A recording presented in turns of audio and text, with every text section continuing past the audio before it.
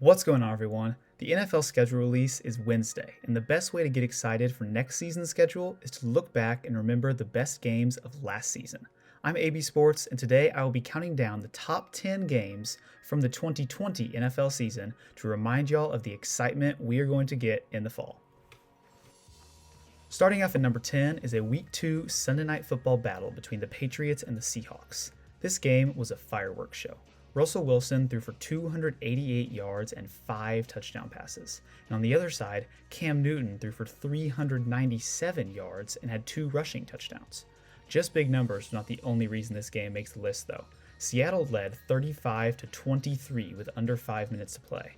The Patriots responded with a huge drive that included a 33-yard pass to Julian Edelman and was finished off with a 1-yard Newton touchdown run to make it a 5-point deficit. New England then forced a 3-and-out and got the ball back with under 2 minutes to play. They once again marched down the field and had the ball at the 1-yard line, down 5 with 3 seconds on the clock. For the final play, Cam Newton took the snap and plowed to the left, trying to take it in himself. Seahawks defensive end LJ Collier brought him down short of the end zone, and Seattle hung on to win in one of the most thrilling finishes of the season. Number 9 is a Week 6 game between the Houston Texans and the Tennessee Titans. And if you like offense, this is a game for you. Deshaun Watson threw for 335 yards and 4 touchdowns. Ryan Tannehill somehow topped that with 364 yards and 4 touchdowns of his own. And the craziest thing is that neither of those guys was the offensive star in this game. That title belonged to Derrick Henry, who ran for 212 yards and 2 touchdowns, including a 94-yarder, and added 52 receiving yards. In the second quarter, Houston trailed 21-7, but they rallied and took a 36-29 lead with under 2 minutes to play. The Titans raced down the field and got a first down at the 7-yard line. With no timeouts left, instead of spiking the ball, Tannehill threw it up to the back corner of the end zone to A.J. Brown, who miraculously reeled it in by dragging his second foot as the clock hit zeros. The game was going to overtime, tied at 36. The Titans won the toss, and Henry decided to take over. After gaining 53 yards on a screen pass, he ran in a 5-yard touchdown to win the game 42-36 for the Titans in overtime. Number 8 was a Week 16 matchup between the Miami Dolphins and the Las Vegas Raiders. This game did not begin in exciting fashion. With 4 minutes to play, it was 16-16, as each team had kicked 3 field goals and only scored 1 touchdown. But boy did that change quickly. With 3.5 to play, Derek Carr rolled right to avoid pressure and launched an 85-yard touchdown to Nelson Agholor. The Raiders were now up by 6 due to a crucial extra point miss. 30 seconds later on the game clock, Miami responded. Myles Gaskin caught a screen pass and broke out of the tackles all the way down the field for a 59-yard touchdown. Miami made the PAT and led by 1, but Vegas wasn't finished. They mounted a drive and took a 2-point lead with a field goal with 23 seconds remaining. All seemed lost for Miami. But then, in my opinion, the play of the year happened. While his face mask was being ripped down, Ryan Fitzpatrick launched a 34-yard pass to the sideline to little-known wide receiver Mack Hollins. The pass and the penalty made it a 49-yard play. Jason Sanders came out and drilled a 49-yard field goal as time expired to give Miami a 26-25 victory. At number 7 is a very familiar matchup to this list. Texans-Titans, this time from Week 17. That's right, both of the games between these teams made the top 10 of all 269 games. And in this one, Derrick Henry somehow did even better. He rushed for 250 yards and 2 touchdowns on 34 carries to put himself over 2,000 yards on the season and clinch Offensive Player of the Year. This game also had more stakes. If the Titans won, they would win the division, and if they lost, the Colts would win it. After trailing 31-15, the Texans took a 35-31 lead late in the fourth quarter after a ferocious offense from Deshaun Watson and Brandon Cooks. The Titans responded with a march down the field that ended with a Ryan Tannehill touchdown to put the Titans up by 3 with less than 2 minutes to play. Watson wasn't finished though. After big plays to David Johnson and Kiki Kuti, the Texans tied the game at 38 with 18 seconds to play. On the play after the kickoff, Tannehill dropped back and threw a 53-yard pass down the middle of the field to A.J. Brown. The Titans had a field goal attempt for the division win. The kick bounced off the right upright and glanced in behind the left one. The Titans win another thriller over the Texans, 41-38. Number 6 features 2 teams who do not normally play in exciting games, but the Week 7 matchup between Cleveland and Cincinnati was very different than most other battles of Ohio. This game broke an NFL record because it had 5 fourth-quarter go-ahead touchdowns. Cincinnati led 20-17 entering the fourth quarter, but Cleveland struck quick with a Baker Mayfield fired a 16-yard touchdown to David Njoku with 13 minutes to play. The next drive, Joe Burrow answered with a 16-yard touchdown of his own to T. Higgins. Trailing by 3 with just under 5 to play, Baker Mayfield swung a pass out to Kareem Hunt in the flats for an 8-yard touchdown, and the Browns were back on top. But not for long. Burrow led the Bengals down the field again, and Gio Bernard caught a 3-yard touchdown with a minute to play. Cincinnati led 34-31. The game came down to one final play.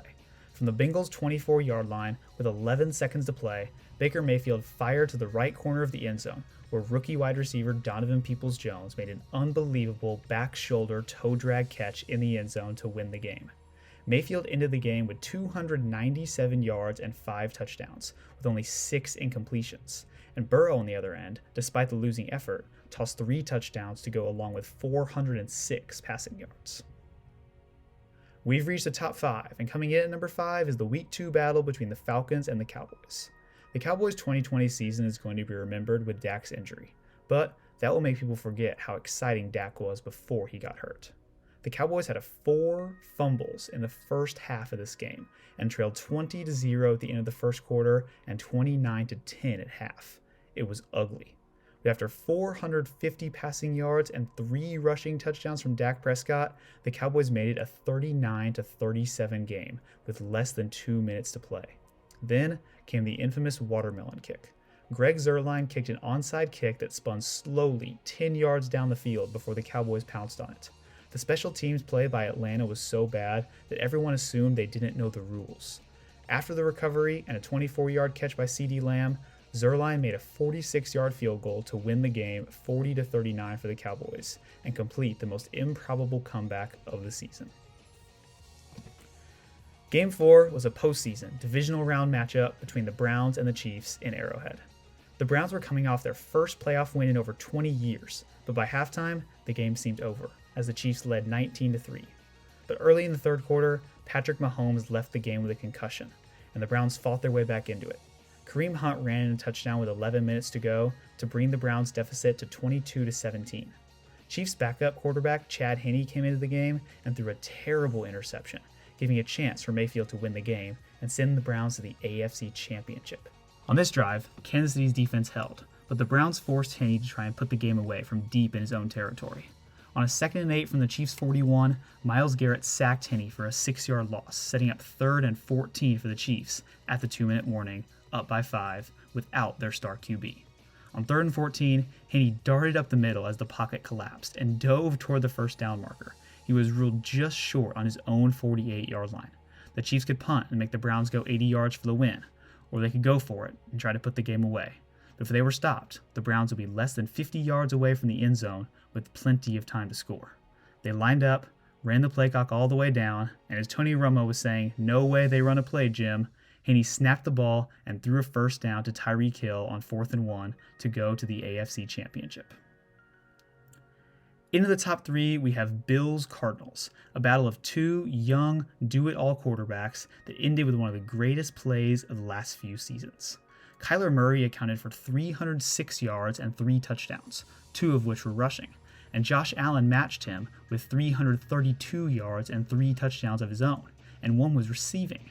The Bills trailed 26-23 late in the fourth quarter, when Josh Allen and Stephon Diggs made one of the best forgotten plays of the season. With 39 seconds on the clock, Allen fired to the left corner of the end zone, and Diggs dove for a touchdown to give Buffalo a 4-point lead. Arizona could now only win with a touchdown drive. The game came down to one final play from the Bills' 43-yard line. Murray was immediately pressured and forced to sprint to the left sideline, where he set his feet and heaved a pass to the end zone while ducking under a defender. The ball came down in the hands of DeAndre Hopkins, who was surrounded by 3 Pro Bowl members of the Bills' secondary. The coverage was perfect, but Hopkins was better. The Cardinals won 32-30 in absolute dramatic fashion. Number 2 is another Cardinals game. It is their Week 7 overtime classic against the Seattle Seahawks. Seattle came into this game undefeated and got off to a roaring start. They led 27-14 late in the second quarter, and after Russell Wilson threw a 47-yard touchdown pass to Tyler Lockett. The statistics between those two in this game were otherworldly. Wilson threw 388 yards and 3 touchdowns. And Lockett was on the receiving end of 200 of those yards and all 3 of the touchdowns. Lockett put up the 3rd highest scoring fantasy performance of the whole season in this game.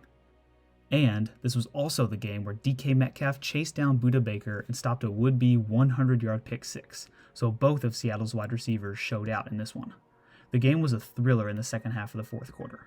It began with Seattle going for it on 4th and goal and scoring to take a 34-24 lead with 7 minutes to play.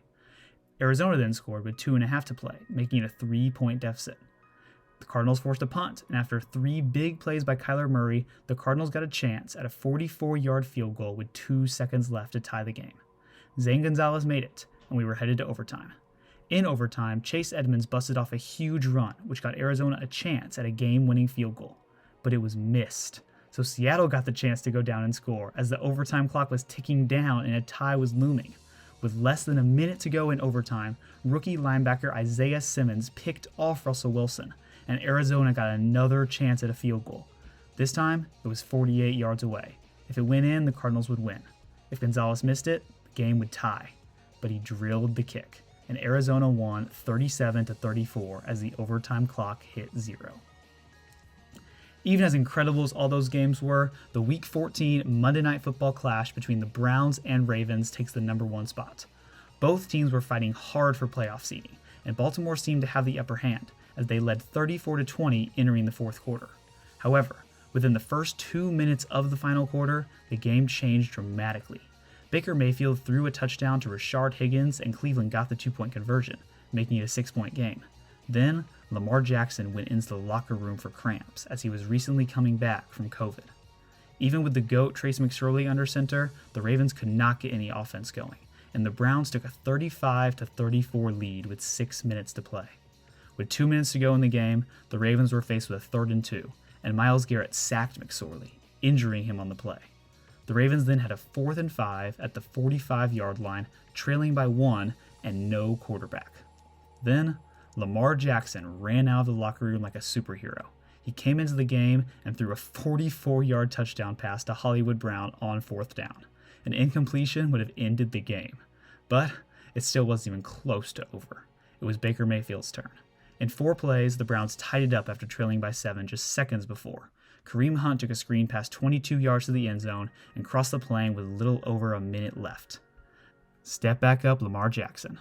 On this final drive, he threw 4 passes, 3 of which were to Mark Andrews, and all were completed to set up a 55-yard Justin Tucker field goal, which he nailed as time expired. The Browns ended up having a kickoff pitchback play that resulted in a safety, extending the final score by 2, but the game ended 47-42 in favor of the Ravens. That is my list of the 10 best games from last year. Which ones should have been on the list? Check out the NFL schedule release on Wednesday, and thanks for watching.